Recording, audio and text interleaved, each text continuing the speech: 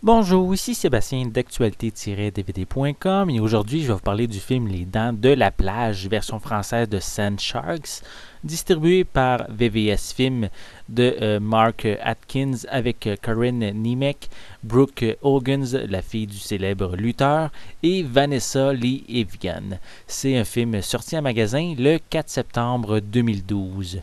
Jimmy Green, une bête de la fête, organise la semaine de relâche d'une vie dans la ville de White Sands. Pendant que les centaines d'invités en débauche font la fête, un tremblement de terre souterrain crée une faille au fond de l'océan, relâchant du même coup de dangereux prédateurs ayant la capacité de nager à travers le sable.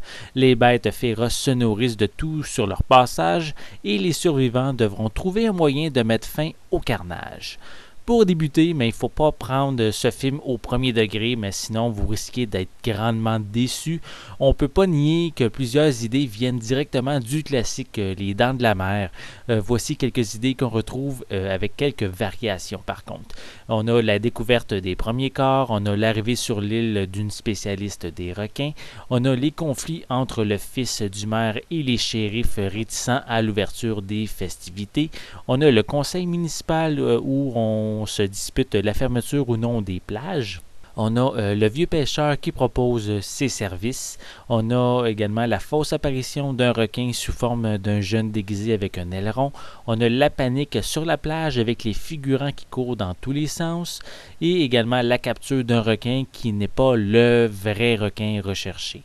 Malgré que certains pourraient penser que le scénariste n'a pas pensé très fort pour concocter une histoire originale, moi je pense plutôt que ce film est une parodie non avouée du classique de Steven Spielberg.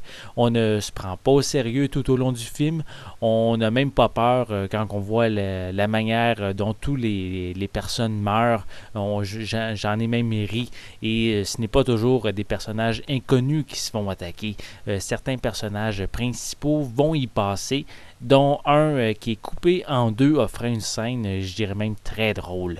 Les acteurs surjouent au maximum, les personnages ne font pas toujours des choix logiques et les requins plus ou moins crédibles qui semblent être mélangés avec des graboïdes, les genres de monstres de la franchise Tremors. Tout ça semble être assumé par le réalisateur. Il sait que son film n'est pas un chef-d'œuvre et c'est pour ça qu'il met l'accent sur l'humour. Un film intéressant à condition d'accepter les points que je viens de mentionner. Pour les pistes sonores, elles sont disponibles en anglais et français 5.1 et stéréo, avec des sous-titres en anglais et en français.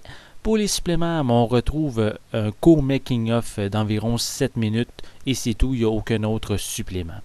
Les Dents de la plage ne remportera jamais d'Oscar et l'équipe de production en est consciente et s'assume aussi. Ils jouent la carte de l'humour pour présenter les événements en parodiant les éléments clés du film Jazz ou Les Dents de la mer. Un film qui risque de plaire aux amateurs de série B.